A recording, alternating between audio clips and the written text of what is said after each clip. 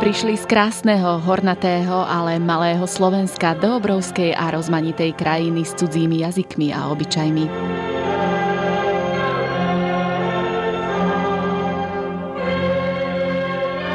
Napriek tomu, že tu našli mnoho miestnych organizácií, najmä v mestách, kde slovenské komunity vznikli už v 19. storočí, celonárodná organizácia neexistovala. A tak sa slovenskí prisťahovalci najskôr obrátili na krajanov v Spojených štátoch a vstúpili do ich organizácií. To ale nestačilo. V decembri 1932 sa zástupcovia 4 kanadských pobočiek Slovenskej ligy v Amerike stretli vo Winnipegu v provincii Manitoba a založili Slovenskú ligu v Kanade. Urobili tak počas vrcholiacej veľkej hospodárskej krízy potom, ako Slovenská liga v Amerike zamietla žiadosť kanadských pobočiek o finančnú podporu. Delegáti prvého zhromaždenia ligy pod vedením Andreja Kučeru z Winnipegu sa rozhodli rozšíriť poslanie organizácie nielen o sociálne a politické ciele, ale aj o finančnú pomoc svojim členom. Parlament Kanady formálne zaregistroval Kanadskú slovenskú ligu v roku 1934 ako bratský podporný spolok a tak bola liga schopná podať pomocnú ruku svojim členom v núdzi a novousadlíkom. Peniaze využívala aj na propagovanie a zachovávanie slovenského dedičstva v Kanade. Neskôr sa Kanadská slovenská liga rozhodla založiť vlastné noviny, aby mohla šíriť svoje poslanie a získavať nových členov. V roku 1934 začal Gabriel Kurdel spolu so skupinou montrealských Slovákov vydávať Slováka v Kanade. V rokoch 1940 až 1941 vzniklo v Montreale pod vedením mladého Štefana Hrehu Slovenské bratstvo. Napokon na 5. zhromaždení ligy v Toronte v roku 1941 sa delegáti rozhodli pre vydávanie vlastných novín s názvom Kanadský Slovák. Noviny sa zrodili 5. marca 1942. Prvým šéfredaktorom sa stal Štefan Hreha. V roku 1942 ho však povolali do kanadskej armády a šéfredaktorský post prebral montrealský učiteľ František Kvetan. Ten vo funkcii zotrval až do 7. zhromaždenia ligy v roku 1946, ktoré opätovne zvolilo za šéfredaktora Hrehu. Ten redigoval týždenník do roku 1952, kedy liga zakúpila tlačiareň vo Winnipegu, kam presťahovala redakciu. Vedenie novín vtedy prevzal azylový novinár Konštantín Čulen a v tejto funkcii zotrval až do roku 1956.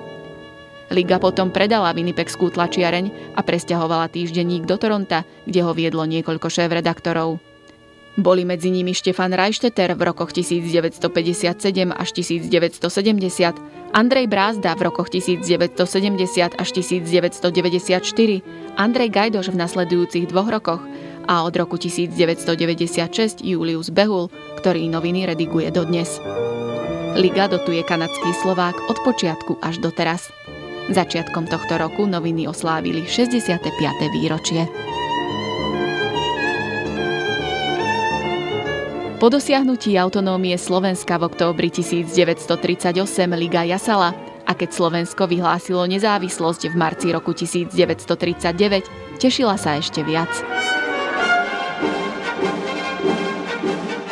Po vypuknutí druhej svetovej vojny však v dôsledku skutočnosti, že Slovenská republika stála na strane Nemecka, podporovala slovenskú nezávislosť veľmi obmedzene.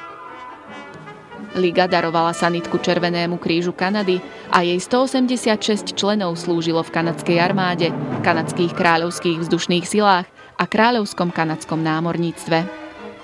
Počas studenej vojny bojovala nielen za samostatnosť Slovenska, ale aj proti komunizmu. V tomto boji získavala podporu aj od kanadských politikov.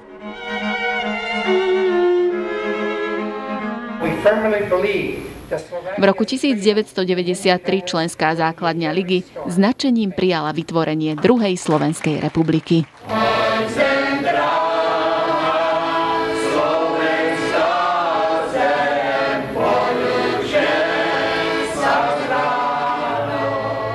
Popri starostlivosti o poistné zabezpečenie svojich členov sa liga venovala mnohostrannej činnosti s cieľom šíriť dobré meno Slovákov a ich kultúry. V roku 1937 Torontská, Ošavská a Hamiltonská pobočka ustanovili prvé okresné zhromaždenie ligy a v roku 1940 zorganizovali v Ošave prvý slovenský deň. Odvtedy sa slovenské dni každoročne poriadajú aj v Toronte, Hamiltone či Belande.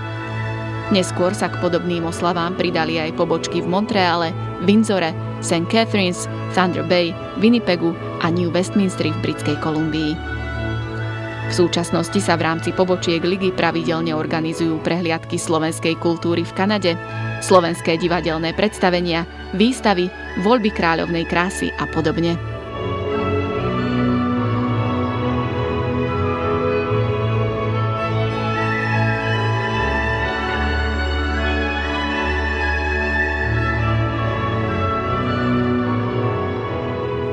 Mnohé pobočky tiež sponzorujú rozhlasové vysielanie a televízne programy. Kanadská slovenská liga je dnes jedným z hlavných sponzorov slovenského televízneho vysielania v Ontáriu. Dobrý deň pri slovenskom televíznom vysielaní. Vo veľkolepej krajine, ktorú má v úcte celý svet, sú dnes Kanaďania slovenského pôvodu prínosom vo všetkých oblastiach života. Mnohým z nich Kanadská slovenská liga už niekedy, čo i len nakrátko, pomohla.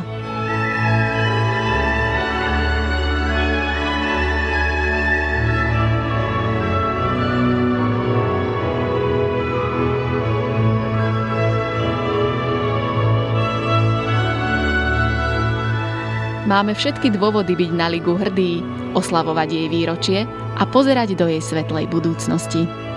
Zaspievajte jej spolu s nami tradičné slovanské živio.